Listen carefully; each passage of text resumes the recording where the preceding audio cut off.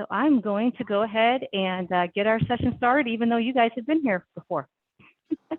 Oh, do what? Oh, you want to see your camera? Good. All right. Well, welcome to Building Relationships in Government Contracting. You all know my name because I've been sitting here fumbling for a little while getting the session started. I will be moderating and presenting the last half of the session. Before we get started, we ask that everyone mute their microphones. And I am pleased here to be able to introduce Ms. Cheryl Berkman, who is a retired contracting officer for 30 plus years and part-time consultant for the Illinois PTAC program. You can find more about Cheryl in our IESBGA program. We structured this session into two parts: building relationships in government contracting, and the second part will be more of a focus on building a relationship with prime contractors. I expect that we will have more time at the end of the session for discussion. So you're certainly welcome to post your questions in the chat, but as I'm kind of going back and forth between the two rooms, we'll probably address those in a discussion at the end of the session. So now I would like to go ahead and turn over to Cheryl in building relationships with government contracting. Thank you, Teresa.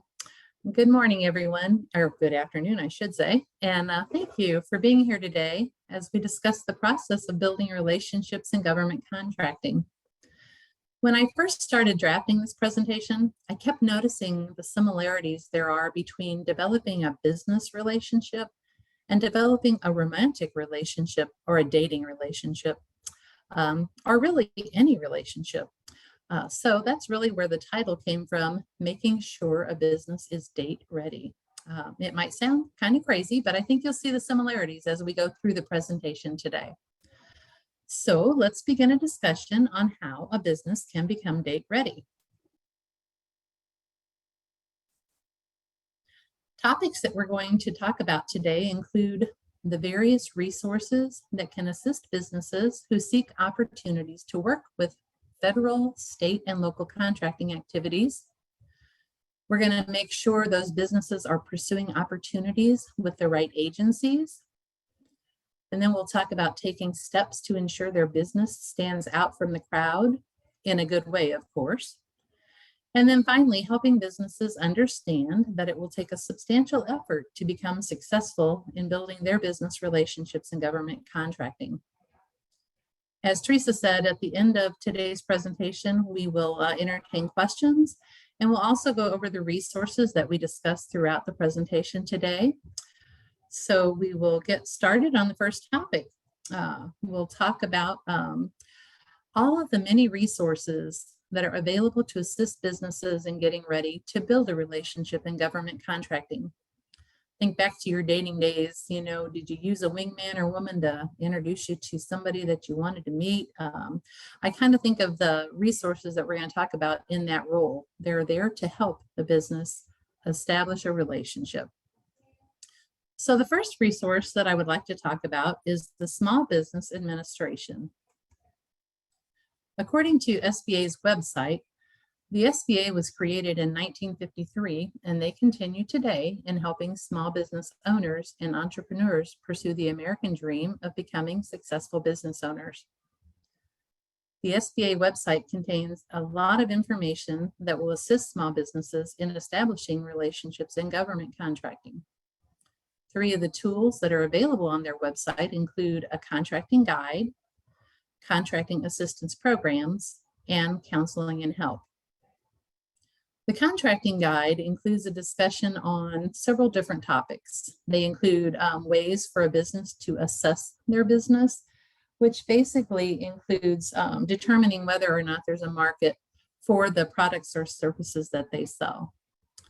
It also talks about how to win contracts. I think that's maybe not really labeled correctly, because what they really talk about there is finding agencies that buy the services or supplies that they sell. So it's not really necessarily how to win contracts, but how to pursue the right agencies. It also includes a discussion on the types of contracts in government contracting. It talks about governing rules and responsibilities. And there's much more out there available on their website under the contracting guide. The SBA also offers assistance with all of the different small business programs to include small disadvantaged businesses, women-owned small businesses, veteran-owned small businesses, and service-disabled veteran-owned small businesses. This assistance is provided to help the small businesses win federal contracts, learn how acquisitions can be set aside or be sole sourced to small businesses. They also discuss partnering with established contractors and getting business monitoring or mentoring and education to learn how federal contracting works. They also offer individual counseling and help through procurement center representatives, the SCORE network of volunteers, and other programs identified on their website. The next resource that I normally talk about are local procurement technical assistance centers. As everyone here is probably very familiar with the resources that are provided by the PTAC offices, I'm not going to go into great detail here. I just really wanted to show you the topics that I typically discuss in my presentation to businesses that are new to the government contracting process.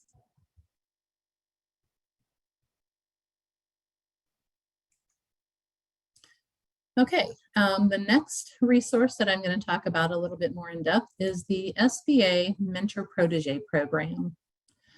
This program helps eligible small businesses, which are known as the protege, gain capacity and win government contracts through partnerships with more experienced companies, which are known as the mentors. There's many benefits to pursuing a relationship under this program, to include obtaining guidance on internal business systems that a small business may need to have in place to perform under a contract. Some of those systems include like accounting systems or financial systems. Also, another benefit is that a mentor can provide financial assistance to the protege if needed. The mentor also can provide valuable assistance in navigating the federal procurement process. As we all know, that can be very overwhelming to someone new to that environment. And also, they can potentially provide business development assistance as well. The agreements, the mentor-protege agreements can have a duration of up to 6 years, but each agreement is dependent upon the assistance that the protege wants to obtain. And finally, proteges may have up to 2 different mentors at one time. This might be helpful in a situation where a business wants to seek assistance in different areas of government contracting.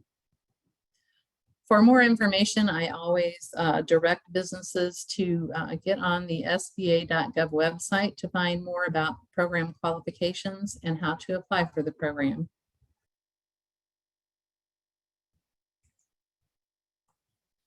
Next, we'll talk about the Office of Small Business Programs within each federal agency.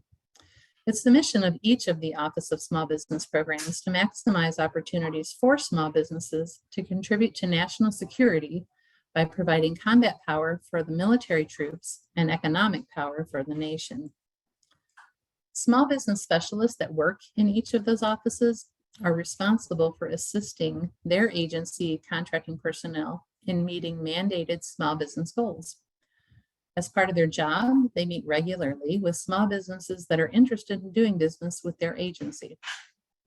They also participate in acquisition planning activities, and they can also influence whether an acquisition can be set aside or sole sourced to a small business. I personally always recommend that if a small business is interested in pursuing federal contracts, that they introduce themselves and their capabilities to agency small business specialists so that they can establish a relationship and receive consideration whenever possible for future contract opportunities.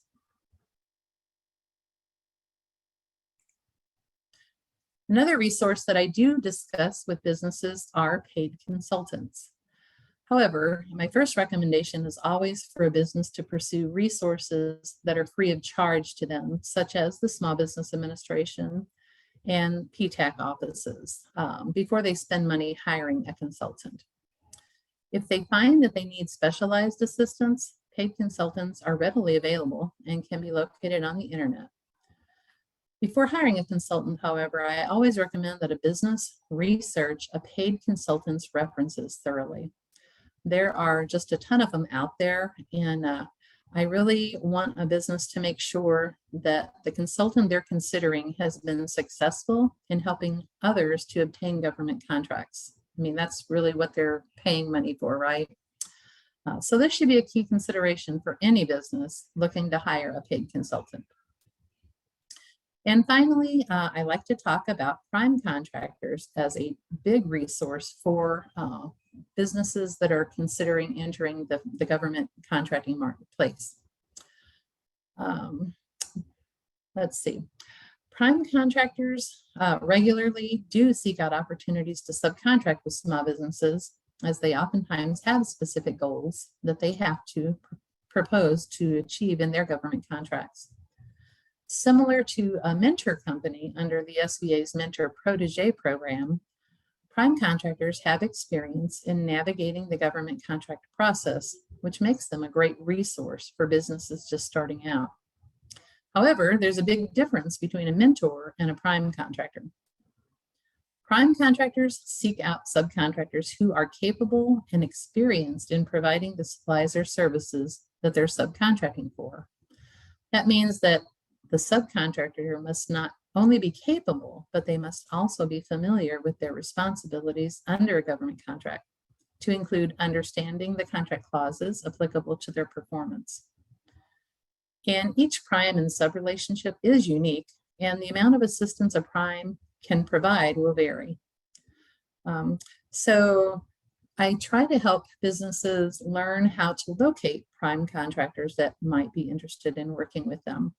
A couple of the ways I usually talk about is, one, I recommend that they look through sam.gov, which, as you all know, probably is the government-wide portal for the entire acquisition process. On sam.gov, businesses can try to do a keyword search under the Contract Opportunities tab. And when they find an acquisition that they're interested in by using that keyword search, they can open up the opportunity and they can read through to find out whether or not maybe there's a pre-solicitation conference that's going to be held for that acquisition. I highly suggest that they consider attending a pre-solicitation conference for an acquisition that they might be interested in, because that's like a really great way to locate prime contractors that are also interested in that acquisition. And so they can attend that pre-solicitation conference to do some networking. Another way that I recommend companies consider finding prime contractors is looking through agency websites for federal, state, and local agencies.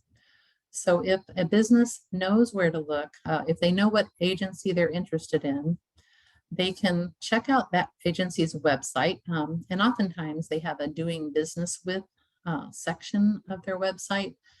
And it really generally talks about the entire acquisition process within their agency. And it should provide points of contact that they're able to reach out to find out if there are prime contractors available looking for the type of business that they provide.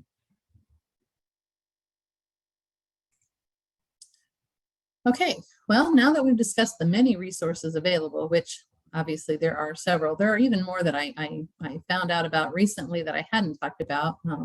And Teresa, I don't know if you're able to jump in here or not, but one of them was the Small Business Development Centers, which many of you are probably familiar with.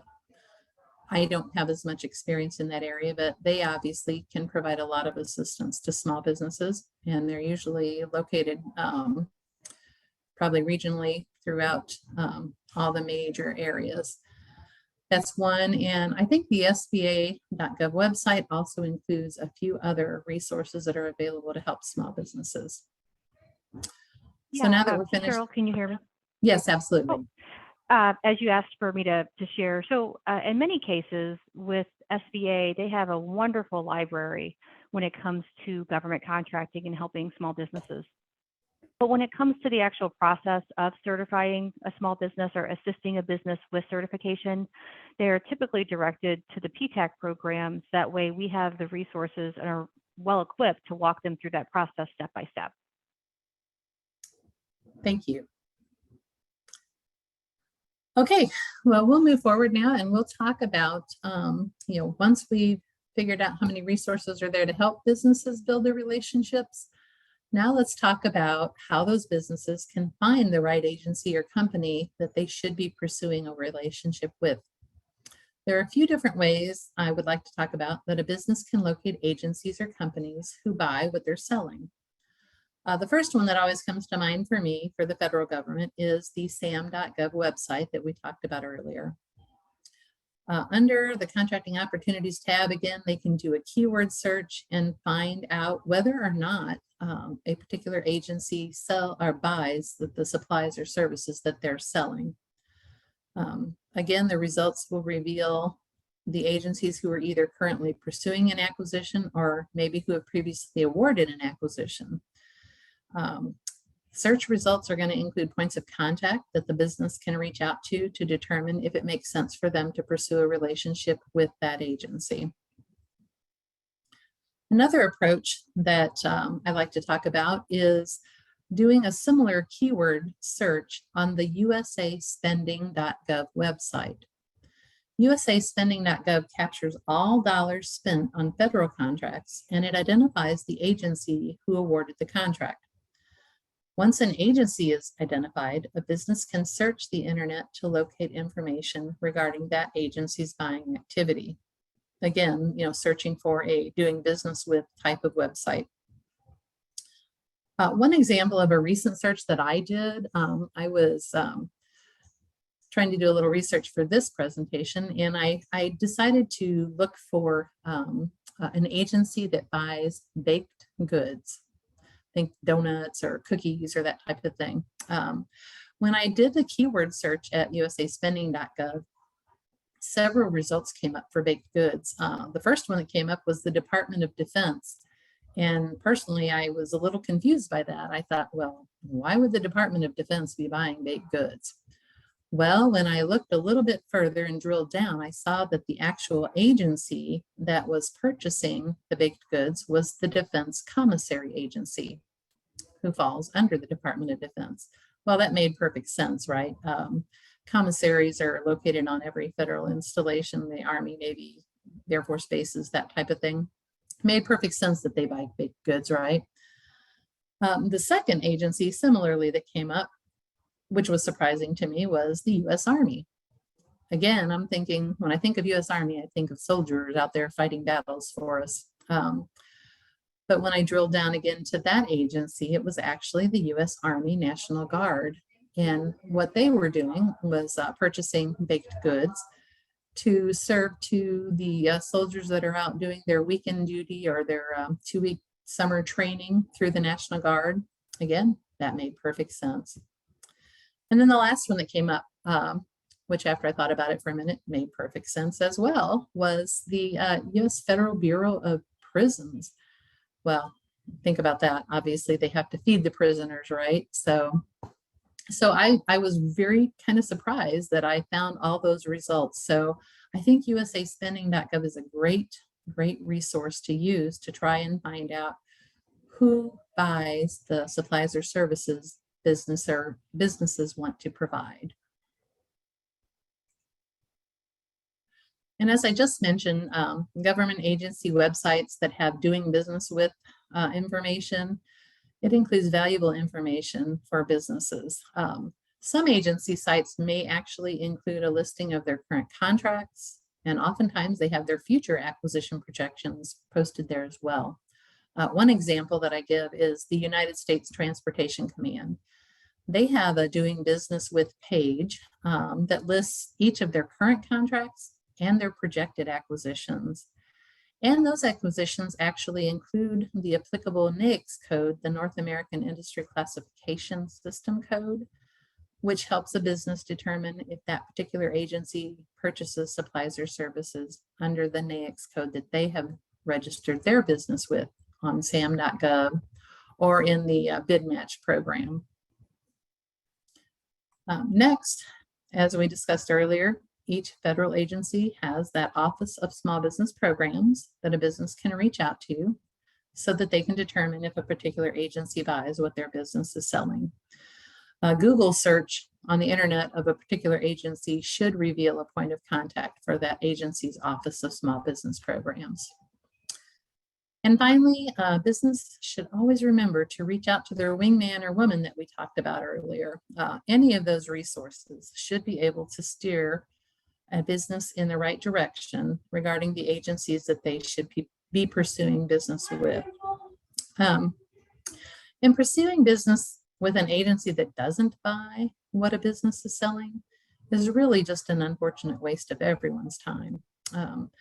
One example that I have seen regarding this particular topic is businesses that want to pursue relationships with government agencies that are geographically located near them.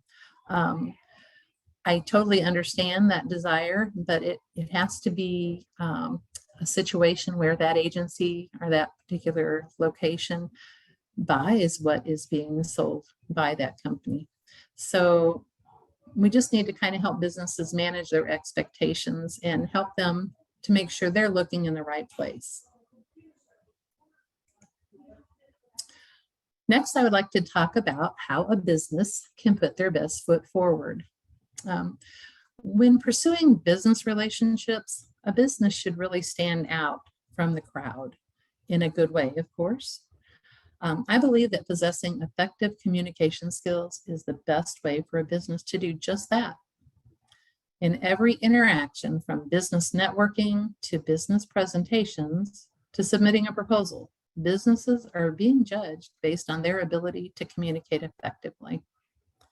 So what are effective communication skills? Well, I'm glad you asked.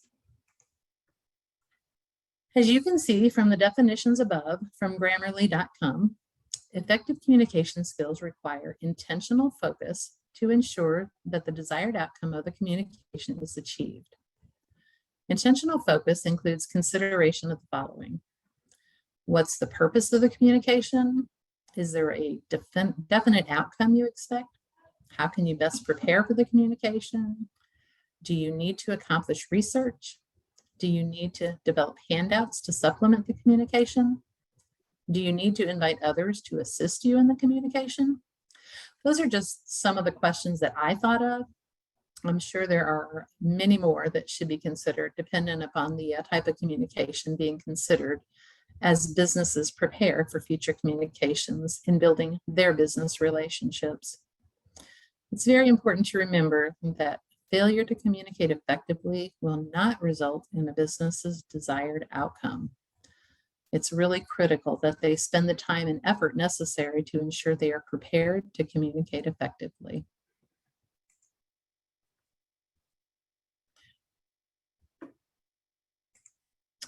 So let's begin this discussion by talking a little bit about written communication skills. I'm sure most of you are probably very familiar with the importance of a well-written capability and mission statement. Capability statements are basically considered a business's resume, and businesses use them extensively during networking events. Mission statements are used both internally and externally to convey the business's reason for being. Both types of statements represent key areas that a business wants to portray to others. As such, I always recommend that a business reach out to resources available to them for assistance in developing either type of statement to make sure that they're portraying recent and relevant information to the reader. I would like to share a recent experience that I had regarding a mission statement. Probably about a month or so ago, I was at my annual eye exam appointment. And as I was sitting in the waiting room at the eye doctor's office, I couldn't help but notice this really huge framed mission statement that talked about, it's kind of a bulletized statement, but it was like huge. You couldn't miss it. And they had bulletized statements about what they provide at that eye doctor's office. And one of the statements said they provide legendary patient care. Well, my first thought was, that's awesome. I'm going to get legendary care here today. And then I thought, I wonder what that really means. I mean, are they going to do something different than any other eye doctor's office does? I didn't really think so, but it just kind of left me questioning, which I don't think was probably that office's expectations when they put that list of statements together. So I think it's really important for a business to think about what they want to portray to either the public or to their internal employees. I know big and fancy words are kind of important sometimes, but really you just want to make sure you get the right message across. So I just like to share that with people. I just thought that was very interesting. Another area that I like to discuss when talking about written skills is a business's website. While most businesses do not develop their own website, it is ultimately their responsibility. I'm sorry, I got a little distracted there. Get back to where I was just a second ago. I am not even on the right slide. I apologize. I'm not really sure what happened there. Okay, about the business's website, I'm sorry. So while most businesses don't develop their own website, it really is ultimately their responsibility to ensure their website contains well-written content. Websites are generally developed to sell a company's products or services, right? And oftentimes a business's website is the first interaction that their potential customers have with them. It really is in their best interest to make that interaction a beneficial one that leaves the visitor with the best impression of the business. Poorly written content does not support a good first impression. In addition to well-written content, a business's website should also be developed to enable potential customers to easily navigate through their website to get the information that they need to determine if they really do want to do business with them. And one thing I'm sure we probably all can understand is hard to find contact information, right? If you are, just looking for a phone number, you want to reach out and call somebody, but you have to click 10 different pages to even get to a phone number. I think we all understand how frustrating that can be. So I just think it's a good idea to for a company to reach out and have some folks just do a little bit of proofreading on their websites just to make sure it stands out and it represents them well. Another very important written skill I like to talk about is bid or proposal development. One point that I'd like to make is that businesses really need to ensure that they read and understand all of the bid or proposal preparation instructions before they even begin to start writing their bid or proposal. They need to ensure that their submission is compliant with all of the instructions so that it does get evaluated. You would probably be surprised at how many proposals get rejected that are not compliant with proposal preparation instructions. So it's really just key that it's followed. Additionally, I always encourage businesses to have someone other than the proposal writer review the written submission for grammatical and spelling errors. A poorly written bid or proposal definitely impacts how the document is perceived. One final thought on written bids or proposals has to do with cutting and pasting information from a prior bid or proposal. I highly encourage businesses to ensure that they do not use this approach. As a prior contracting officer, I cannot tell you how often mistakes are found in bids or proposals when incorrect information is cut and pasted from a prior bid or proposal. This also impacts how an offer is perceived, and it is not in a good way for sure. So the bottom line is that a business really must put in the effort to ensure their submission is well written so that it is well received and fully evaluated. There are professional proposal writers available, which that might be a good investment for a business to consider if they don't feel confident in their own written skills. You can Google professional proposal writers and probably find several that would be available. And similarly to what we talked about earlier with checking references for paid consultants, I would absolutely check references for paid proposal writers just to make sure that they have a good client base that can make you feel comfortable that that proposal writer is capable. And finally, the last topic on written communication skills is a discussion on emails. This is one area that I really believe that most people pay the least amount of attention to when thinking about effective written communications.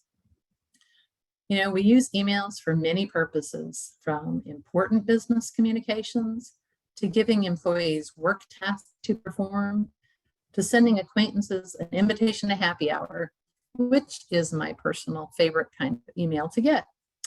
But back on topic, when I was working for the government, it was not unusual to receive up to 100 new emails a day.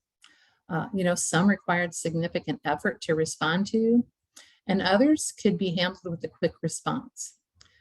Do you think a lot of thought is given to writing effectively when firing off one of those quick responses just to clear out your inbox? It's doubtful. But those responses, just like well thought out responses, are a reflection of the writer's ability to communicate effectively. So you need to make sure you give it time necessary to ensure that all written communications, even through email, portray the business in the most positive way.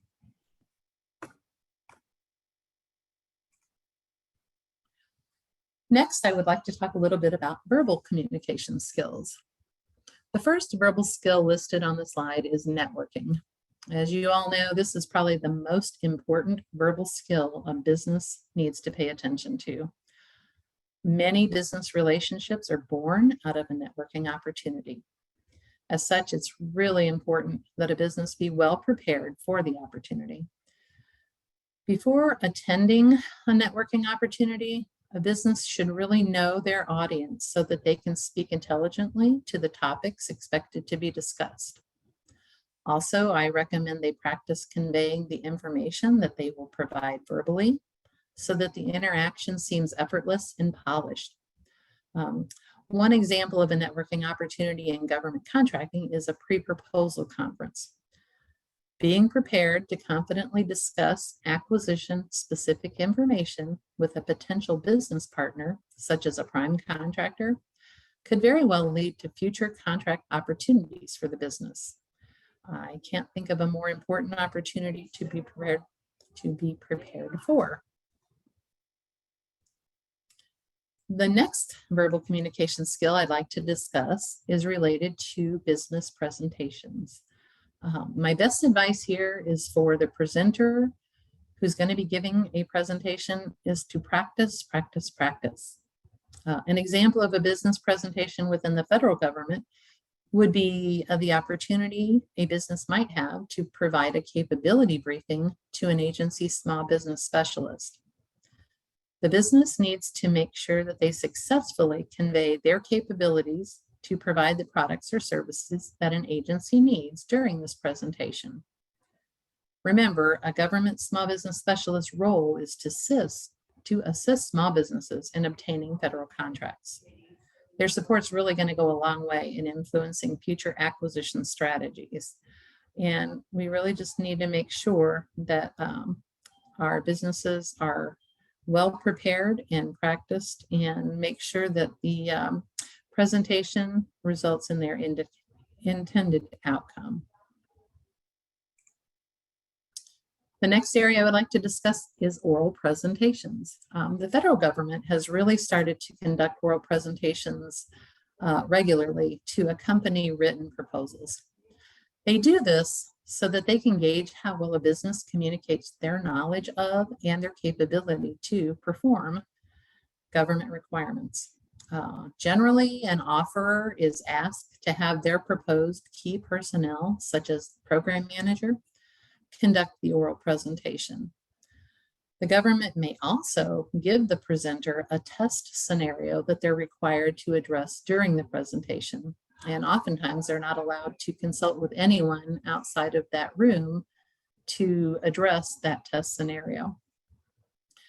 That person, again, is representing that offerer, and they must convey that they have the ability to be successful when performing the requirements. Usually, the oral presentation is considered a key factor that is evaluated and rated, and as such, the business really must be prepared to take that very seriously. I suggest that they hold mock presentations so that the presenter feels extremely comfortable with the information. And finally, the last verbal skill I want to talk about are similar to emails. They're the verbal email, Zoom calls, right? Again, I think that they receive less and less attention because they're becoming more and more commonplace in business world. While Zoom calls are an effective way to communicate in many instances, I feel that people really aren't preparing for those engagements in the same way that they do for face-to-face meetings. I advise businesses to ensure that their employees are prepared for Zoom meetings and that they remain engaged when listening to the other party. I also think that participants should speak clearly and respond with professionalism. And I also encourage participants to use their camera when it's considered effective to the communication. Usually, if there's going to be 5 people or less in a Zoom call, I think it's a good idea to use your camera for people to stay engaged in the conversation. So, as effective communication is key to a business's success, I always encourage businesses to seek out training in areas where they find themselves lacking. I know that most people list public speaking as like one of their #1 fears, right? They hate to get up and speak in front of a crowd. Well, there are resources available for learning how to become a more effective public speaker. And one of those resources is, I don't know if you've heard of them, but they're Toastmasters International. They have thousands of members in their different clubs. And they, have over 300,000 members, and they have like over 15,800 clubs throughout the country. It's an organization. They practice public speaking skills and they give constructive feedback on how to become a better public speaker. I think they charge like $45 every 6 months, and new members pay a fee of $20. And there are clubs located everywhere. I know here in our local area, there were probably like 10 clubs that I was able to locate on their website. And that, again, that is Toastmasters International.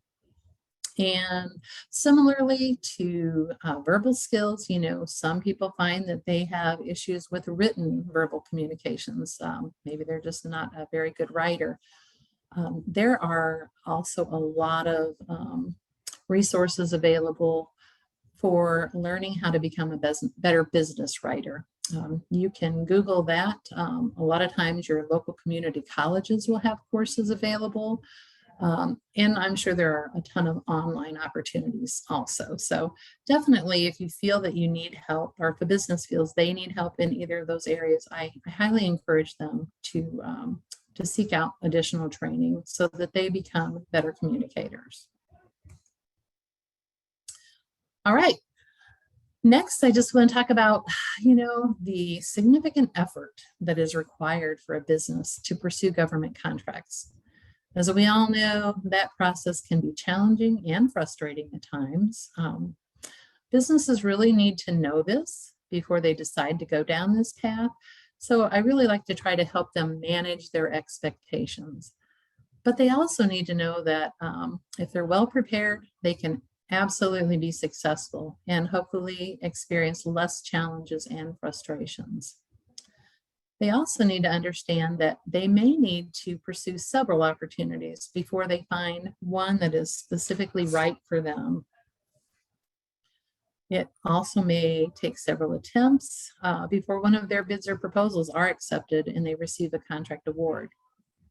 Under a federal acquisition, I always encourage a business to request a debriefing from a contracting officer anytime their proposal is removed from the government's competitive range, or if they don't receive a contract award, so that they can learn where they might be able to improve in future acquisitions. There are very specific regulatory requirements regarding the federal debriefing process. So businesses need to do their research to ensure they know the timelines associated with requesting a debriefing and what information that they're entitled to receive. Contracting officers can provide the regulatory reference when requested. And I also encourage a business to request similar information under other state and local acquisitions as well. They would need to reach out to the acquisition point of contact for this information. And it's also key for a business to become familiar with the agency that they're wanting to do business with. They should research agencies thoroughly, and if they find an opportunity on sam.gov to attend an agency's industry day to learn more about upcoming acquisitions, I absolutely encourage them to go for it if they can afford the travel.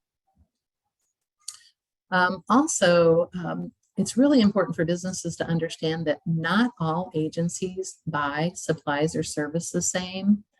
Even within, like the Department of Defense, Army, Air Force, Navy, they buy similar things, but they buy them differently. So it's just very important to become familiar with the agency that they're interested in. And for federal acquisitions, the Federal Acquisition Regulation is the regulation that describes the entire acquisition process. Just so you understand, the Federal Acquisition Regulation is written in 53 individual parts. They have parts for competition, parts for small business, parts for simplified acquisition, 53 different parts, if you can imagine. It's a huge, huge document. And then in addition to that, each federal agency has their own supplement to those parts. Now, don't get me wrong, they don't all supplement every part, but if you can think about that, that's a lot of regulations that someone needs to become familiar with if they're going to be doing business with the federal government. And I'm sure that state agencies and local agencies also have their own regulations as well. So really, it's a lot of effort to become familiar with those requirements. And I like to say, businesses really need to make sure that they don't spend time and money pursuing opportunities that are not right for them. One of the things that I found on the SBA.gov website was a statement that oftentimes businesses spend anywhere between $80,000 to $130,000 pursuing their first government contract. And sometimes it takes them up to 2 years to realize a return on their investment.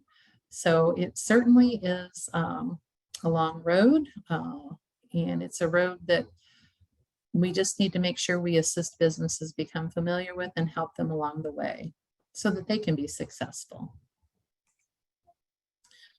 So hopefully the information on the previous slide won't scare a business away from establishing business relationships with federal, state, and local governments.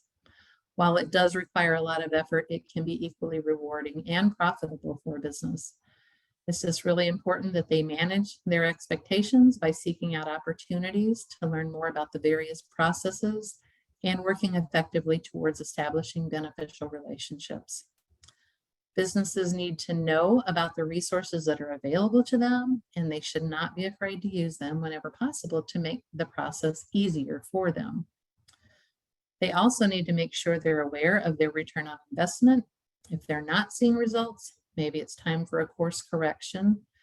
You need to understand that not all opportunities are right for every business. So folks, I hope today's presentation has been informative and that you have picked up on some tools that you can use as you work with businesses interested in building their relationships in government contracting. I think the next slide I wanted to show you identifies the resources that I've talked about so far. There is one additional one on the bottom I want to talk about briefly. It is called Where in Federal Contracting. This is a website that was started and is managed by an individual with a background in federal government contracting. There is just a wealth of information on the government contracting process included on that website. So I highly encourage you, when you have time, to just pull that up and look through it. I think you'll find a lot of information that will be helpful for you. And I think my next slide says, wants to know if we have any questions, but I think before we get to the final questions, I'm going to turn the presentation over to Teresa, and she is going to finish out our presentation. Thank you. Thank you. Okay. Some other interesting considerations is that, as Cheryl had mentioned, as far as, practicing and preparing for briefings or presenting a capability statement, or in one of her slides, she talked about mock scenarios. We can, as PTACs, can certainly help be a great listening board and listen to the business and help prepare them in seeing a viewpoint that they may not see. So we could certainly be that listening board. All right. So what I would like to do is we're shifting the viewpoint from government agencies to prime contractors. So the information that Cheryl shared with us today is helpful for PTACs in two different ways. First, she is providing us with a template that we can use for future training sessions. So please consider modifying these presentations to fit your specific center needs. Secondly, the perspective of a federal agency is useful to understand what contract specialists like to see when contractors approach them for a debriefing, or maybe that they request a briefing after a contract was awarded. I would like to extend this idea by sharing best practices and pitfalls from prime contractors. So back in March of 2022, 2 months ago, a contracting officer from the U.S. Army Corps of Engineers, Kansas City District, contacted me about an upcoming industry day. The intent of the industry day was to provide information for the 4 remaining set-asides for NGA's new campus construction project. He asked if the PTAC can provide a brief during the industry day. Since I've worked with him for several years, I asked Jay, well, what would be a good topic for the target audience? I will add that the audience was predominantly local specialized trade in the construction industry, mostly small and diverse firms. So after brainstorming some ideas, we came up with the idea of providing information on how primes and subcontractors can build better relationships. This seemed to be fitting since most businesses, especially those that are just getting started in government contracting, are performing work as a subcontractor.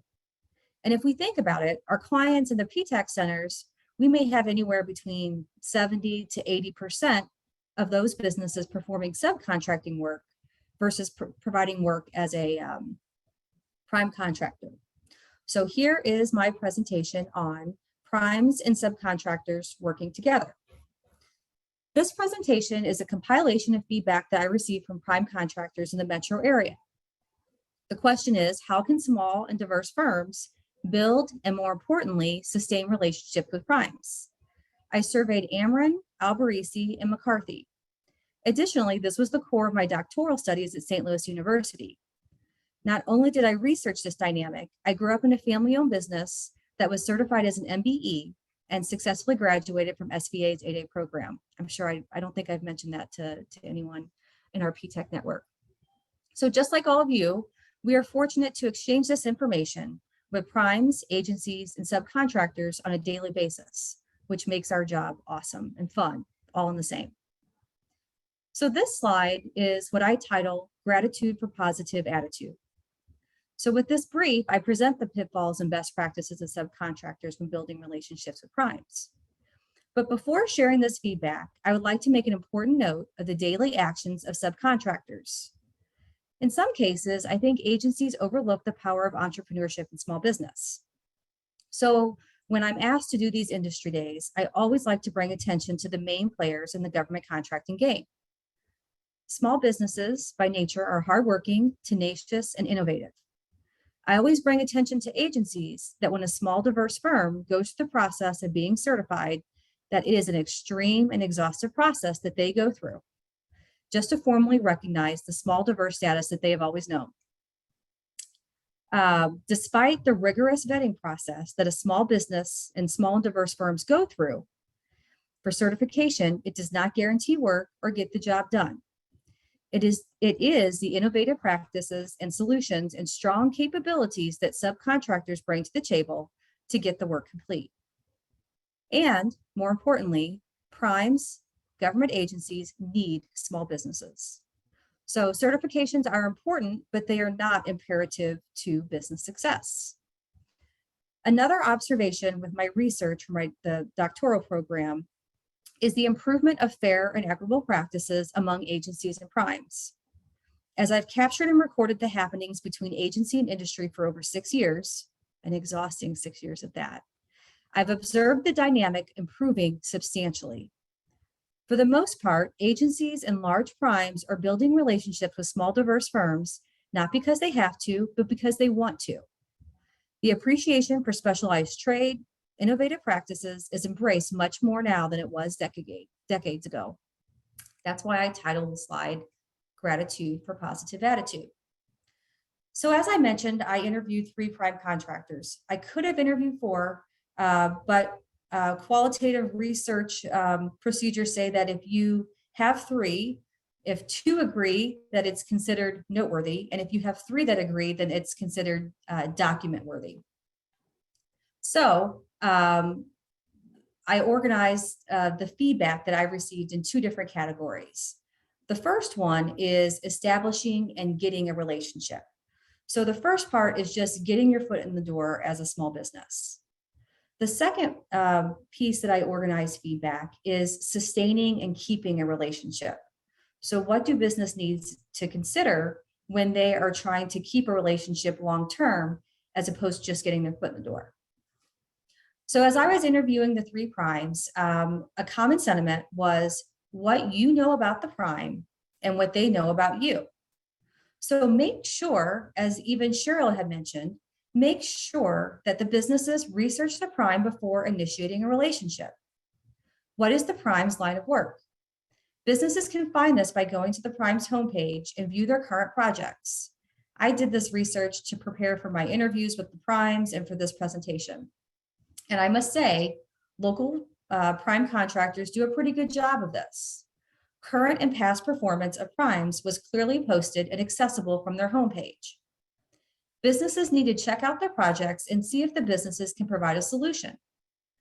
Now, on to what the primes know about your business. And in many cases, businesses don't consider that, hey, if I'm working with the prime, that they're going to be researching a little bit about them themselves because it's about relationship building.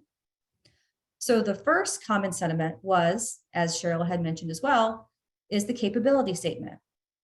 This is an important document and communication piece. So make sure that when you're working with the business, that they are demonstrating a clear set of capabilities, performance, and what sets their business apart from everyone else. How does that business uniquely provide solutions to their needs? When I say there, I'm referring to the prime contractors. What is their web and social media presence? It is easy to Google any business. The business needs to reflect its mission, goals, and image. I'm sure that many of you can agree that we've seen some doozies over the years when we research a business and their web and social media presence.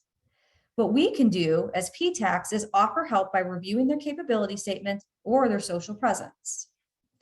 Now on to say, okay, well, the business appears to be a good match for the prime, then they should get on the list. Encourage businesses to get on the bidders or vendors or suppliers list. Find out if there's a pre-qualification form. So a business may say to us, well, I don't even know where to go to get this form. Or how do I get on the suppliers list? Where do I even start? So what they should do is find the right point of contact. And Cheryl had mentioned this as well. Is the business communicating with the right person? A good starting point that the prime contractors shared with me in the interviews is by contacting the small business office or diversity or equity representative. Businesses can also find out who the estimator is or the bid lead on the job. Next, a common set of feedback from the three different primes was track and follow the opportunities that the prime is tracking. This allows the business to prepare and get ahead of the bid opportunity. This is all public information. And I even advise some of our clients that if you're seeing it on sam.gov for building a relationship, it's most likely too late. So make sure that you can give access to our clients with tracking opportunities, what I call government marketing intelligence tools like BidMatch, EasyGovOps, Proxy, and it all, for building relationships with primes, they can also go to sam.gov. The other common sentiment that was shared with the prime contractors was attend industry days, small business conferences, and pre-bid meetings. Contracting events like this are invaluable for us as PTACs and also for the small businesses. For the small business, consider the information and the people that they have the opportunity to meet.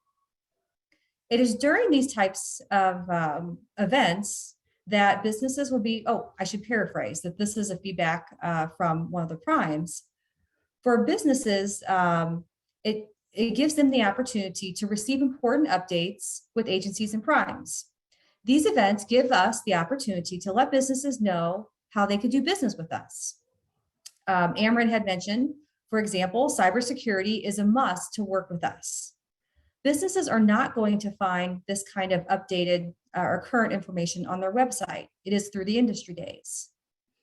Another consideration is that many primes have webinars that subs can attend on learning how to do business with that particular prime. So once they find that right point of contact, they can also ask the small business liaison, diversity equity representative, if there are any education or training opportunities from the prime. That way they can learn exactly the process of how that prime does business. For example, Alberici University is something that's offered every Friday, once a month. They've been virtual since 2019, but here they're able to join a Zoom call and they can learn special topics such as bonding, responding to a solicitation or whatever that may be. So it's a great way to start building relationships by understanding how that prime does business. Okay, so that category was on how to get the foot in the door. Now this particular slide tries to organize the feedback from the primes on how to sustain and keep that relationship. So once they're knowing what the opportunities are and they're following them, prime contractors, and this is also a reiteration of what Cheryl had mentioned, is know the scope of work and ask questions. Businesses need to read the opportunity as soon as it is posted. Businesses also need to fully understand the scope of work before submitting a bid.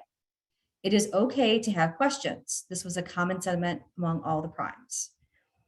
This is a little bit different than working directly with government contracting, government agencies. When bidding on a government opportunity, there is a set time frame that is open for a Q&A. After the Q&A is expired, that is it. There are no more questions that are allowed to be addressed by the agency. For the prime contracting, for the prime contractor, asking questions is acceptable at all times.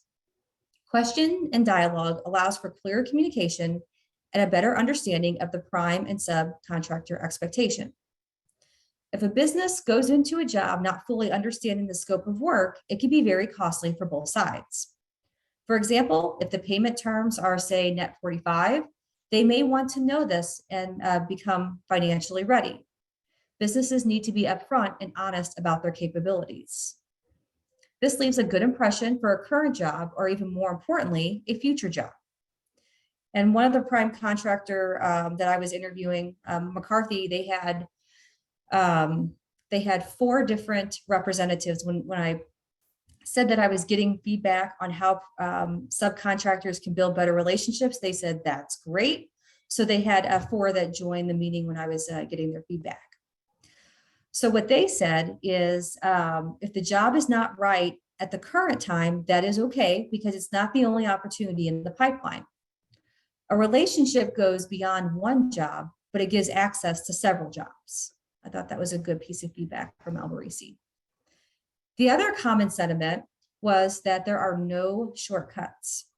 Small business owners are pulled so many different directions and sometimes become what I call too efficient. What I mean by this is that they try to save time and money when they are balancing so many different projects. This does not work very well in government contracting, and shortcuts cause extra time and money in the long run. The next consideration when a business is wanting to keep a relationship and grow with that prime is try to prevent being a maker of all and a master of none.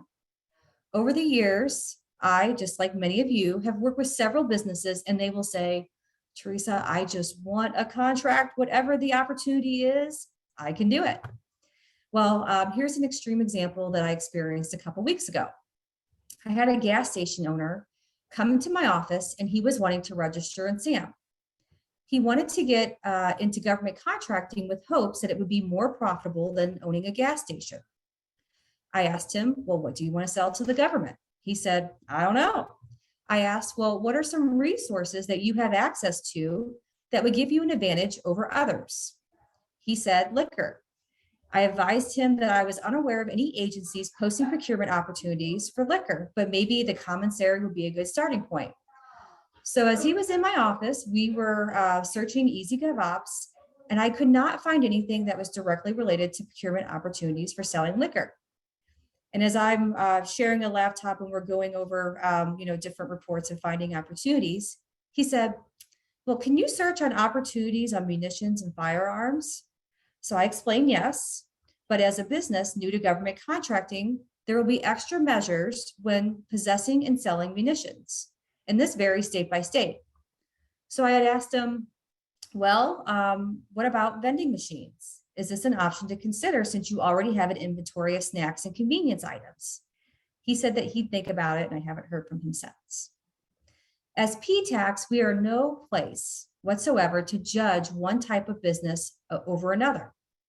It is our role to provide information and professional advice to help businesses make informed decisions. That being said, it makes our job very difficult if the business does not know what they want to sell. And for the prime, it is nearly impossible to build a relationship on a what if. A better approach is to focus on what the business is good at and for them to be the best that there is for the job. I have an example of the opposite where they were able to keep and sustain a relationship. So Ameren has a subcontractor that they gave me an example that they enjoy having a contracting relationship over the past several years. And Ameren wanted to increase their contract relationship with this subcontractor because they've been doing a good job. They've been following the policies and procedures, doing everything that the ideal subcontractor would be. And so Ameren wanted to increase this contract relationship, and the business was very appreciative and said it was not the right time for them to take extra work. They had a business growth plan and that it would financially bind them if they took on more work than Ameren was offering them. Ameren appreciated that they had a growth plan and acknowledged their capacity for growth. The contracting officer from Ameren said that we will continue to work and grow with them as they build their capacity. Another positive feedback that I received from the prime contractors that they really like is when businesses are organized.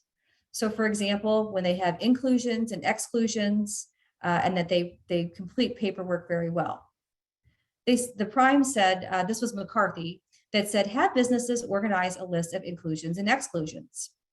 What does the bid include and what does it not include? Have that up front, that this eliminates a guessing game. One prime contractor said, it's okay if they can't make the deadline, they just need to let us know so that we could try to accommodate their needs. I shared with the prime that I was not offering that piece of feedback because every single business would have so many different excuses to extend deadlines. I said, although I will reiterate the importance of keeping communication lines open. Performing contracts requires a lot of paperwork when working on a job. And it is imperative that they get that paperwork done properly or it will slow down the job, or even more importantly, slow down payment. The other positive feedback that they see as a best practice from subcontractors is the eagerness to learn and continue to improve their business. This was a common sentiment among all the primes. A best practice that they have seen from subs is when they demonstrate the eagerness to learn and to continuously improve and grow their business. One way is by keeping communication lines open, asking questions, and finding ways to get the job done well and on time. I'm guessing that was about exactly 18 minutes. That way we keep with our, being on schedule. So what we would like to do now is thank you for your time. And we have a little bit of time for open discussion. So I'm going to stop sharing the screen. See all these wonderful, beautiful faces. At the most tiring moment, I feel like this, like 3 o'clock is the time that I just want to crash and take a nap. So I'm hoping that we have some questions here or some way to initiate some sort of dialogue. So feel free to unmute your mic. I have Cheryl that's right here next to me, and she'd be happy to answer some questions as well. Teresa, I don't know that I have a specific question, but I just want to compliment you and Cheryl. Your presentation was fantastic. The work you put into that, and I know was part of your dissertation, but you did a great job. And I think you both provided us some well-rounded information. So compliments to you and thank you. Well, thank you. You know, one of the things I was concerned about when I did the interviews for the 3 prime contractors was, am I going to fall into the same places that small businesses always tell us, right? They say, I call it the small business shuffle, where they call one person and then they get directed to another. And then by about 5 times of being transferred that, they feel defeated. But the piece of feedback that I received from the primes, I was successful every time. And, Rita, I think we had a discussion in a PTAC monthly connection call that I was going to get feedback from Walsh as well, because we see emails about opportunities from Walsh. But to be honest, I was so short on time of getting things together that I wasn't able to, but they were willing as well. So I hope that we could kind of, as PTAC centers, utilize what Cheryl has put together, what I have thrown into PowerPoint slides, and help share this with our clients. We have about, as a moderator role, we have about 15 minutes of discussion. So I just wanted to echo what Kelly just said. I thought it was great. And I think the thing that's really important is Cheryl's presentation actually kind of gave a landscape of the resources that are available. Oftentimes, I hear us talk about what we do. And I think it's important for us to have that, give folks a landscape of what other resources are out there so they can understand how they relate to the PTAC. And I think that's really important. And what came to me is actually even maybe doing some forums or some roundtables with some primes with us, maybe pulling some primes in and having us talk to them and finding out what they're looking for and how they would look, how they want to work with subcontractors and small businesses. I was surprised on how excited they were to give feedback. I mean, it's just, I was thinking that they'd say, no, we're good. But like I think I shared with Daryl one time when I was working with the Ameren point of contact, she said, Teresa, I was so excited and I was in the shower and I was just thinking about what is good feedback that I could give you to share with small businesses so that they could do a better job. So I don't think that there's going to be any problems with getting that type of roundtable.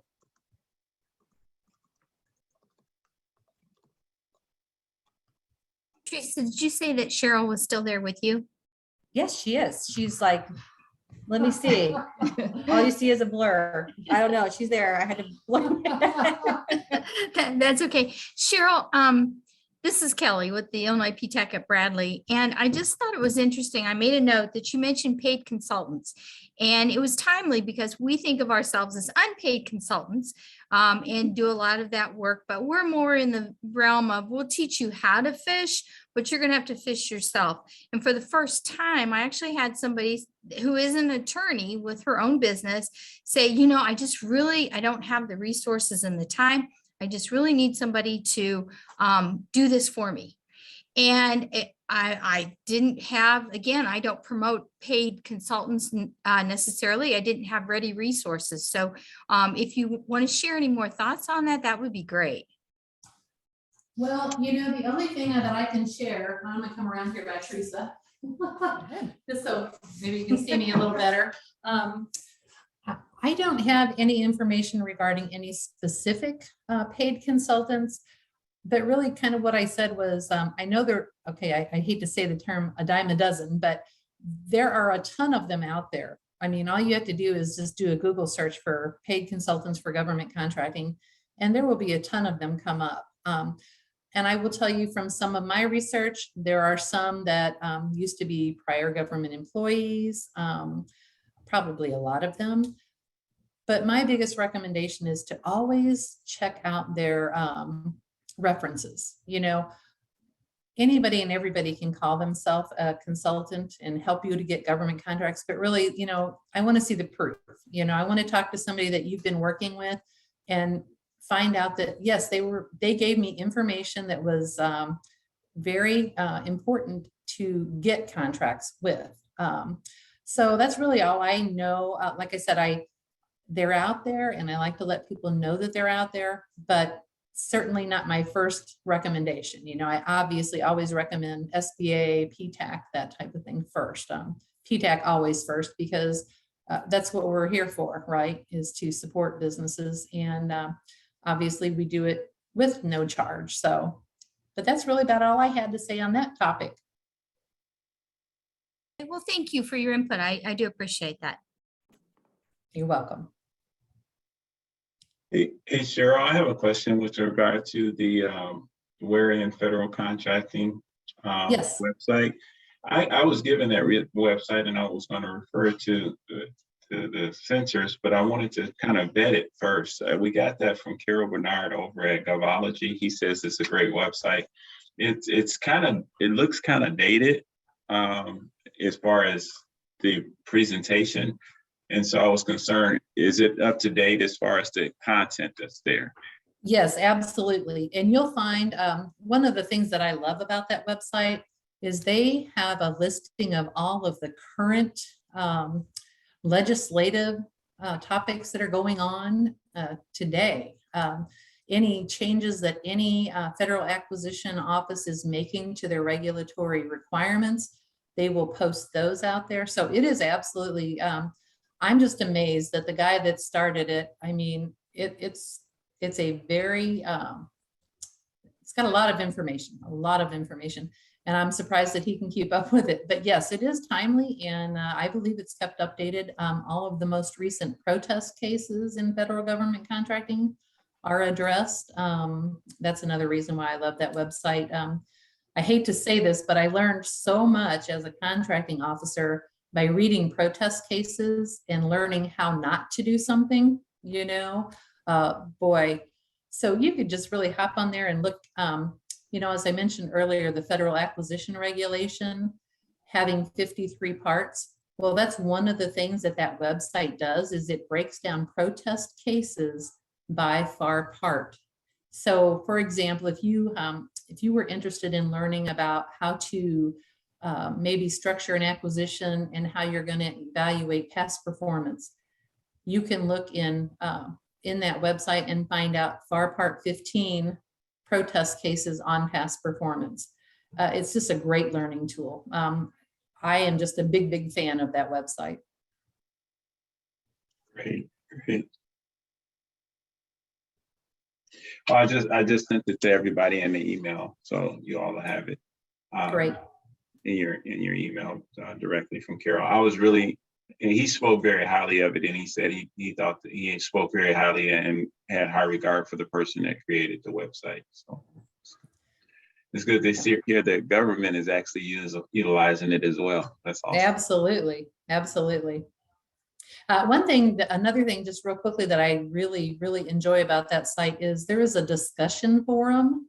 And the thing about that you got to be careful about, though, is that the people that participate on the discussion forum and that answer questions, you kind of have to validate the information that you get. But I tell you, they will absolutely lead you in the right direction to do your own research. So again, another helpful piece of that. Good.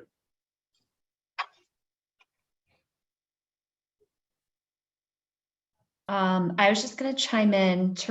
Teresa, your comment about the gas station owner was helpful to me. I've been struggling with a client who has a mobile notary service, and wants to get a government contract. And, I've been really working with her to think about her value proposition and why a government would buy her mobile notary service over having, an employee who's a notary. But that was good to hear. You're like, I'm just here to help her think through her value proposition and help her research contracts. So very good. Sometimes it's fun, and it's fun to learn. I mean, that's what's great about our jobs is we learn from so many different businesses on every end of the spectrum, from ballistic, missile producers to I don't even know, selling pins.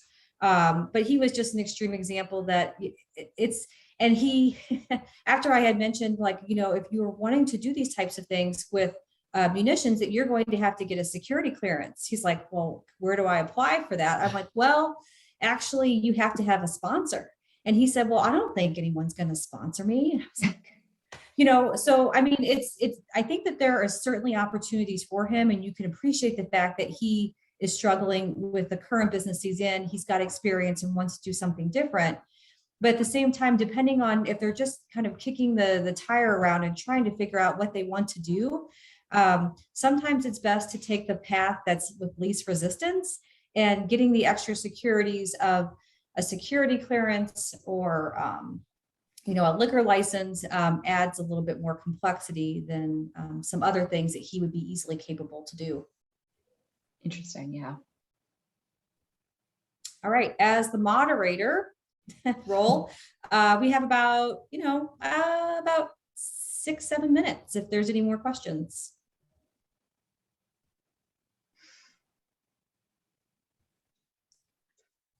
If there's no other questions, I got a ton of them. Would love to see if, Cheryl brought up the part FAR in their 53 parts. Is there a Cliff Notes version or something she can go to help us to kind of go over the FAR for those of us who may not be as familiar with the federal acquisition? I mean, we want to fully take advantage of the fact that we have a bona fide contracting officer in our ranks. He is legit. Yeah. So the question that he asked, because there's a little bit of feedback here today in the office, is he was asking if there are any Cliff Note versions to help us as PTACs with FAR regulations. I know that there is a website that we could go to that has hyperlinks that allow us to directly, access one FAR over another. That was in the resources list that she had shared in the presentation. But beyond that, do you know of like any good cheat sheets? Really, the only thing that I would recommend, if you pulled up the federal acquisition regulation on the website that I provided in the resources, it will give you a table of contents. Mm-hmm. So it'll identify which part and what's included in that part. That is about the only really Cliff Notes version there is of the FAR. It is, if you can imagine, it is a very, very detailed document. I always like to talk about the toilet on the space station and why it costs, $1 million. Well, that's because of all the regulations that say exactly how that particular toilet has to be built. And I know it sounds funny and silly maybe to some people, but there are very specific requirements. It's just that it can be very overwhelming, but I will tell you that, obviously, I always suggest businesses and even PTACs, you can reach out to contracting officers if you're talking about a specific acquisition. And even those small business specialists, you can reach out to them if you have specific questions on FAR parts that you're not sure of, that you maybe need a little more information about. They'll be happy to help you. And then Eileen had mentioned that Govology has 2 or 3 FAR trainings that help explain an excellent breakdown of the categories. So thank you for that, Eileen, as well. And I always share that when I work with businesses, that when they're pursuing a contract, that they need to spend and pay very close attention to those FAR regulations before submitting a bid, because essentially that's the rules that they have to abide by when they're performing that work. And they, in SAM.gov, they say, okay, well, I have this NAICS code and this NAICS code, and all these FAR regulations are tied to it at the end of their registration. And they don't seem to fully appreciate them but I always encourage them to do so before submitting a bid.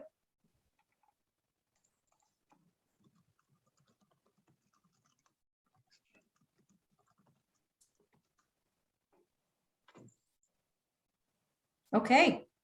Well, I have all of you for attendance. I guess I'll report that to Jackie. I'm not sure who I report that to, but I thank you very much for your time and maybe some patience. I'm not sure, but thank you, and we'll see you all later tonight, I guess. In about 22 minutes. 20, that's my lucky number, favorite number. That's good. So we better go right now. Thank you both. Okay, thank you. Bye. Thank you. Bye. Thank you, everyone. See everyone shortly.